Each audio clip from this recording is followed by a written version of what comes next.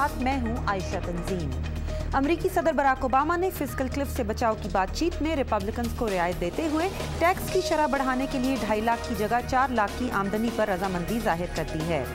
बरतानिया की मलिका एलिज़ाबेथ ने आज अपने 7 साला दौर में पहली दफ़ा काबीना की मीटिंग में शिरकत की।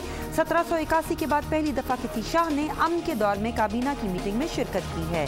इससे कबल मलिका एलिज़ाबेथ के वालिद किंग जॉर्ज VI दूसरी जंग अजीम के दौरान काबीना की मीटिंग में शरीक हुए थे। इराक के सदर जलाल तालिबानी फालिज के हमले के बाद हस्पताल में हैं। 79 साल सदर तालिबानी इराक के पहले कुर्द सदर हैं।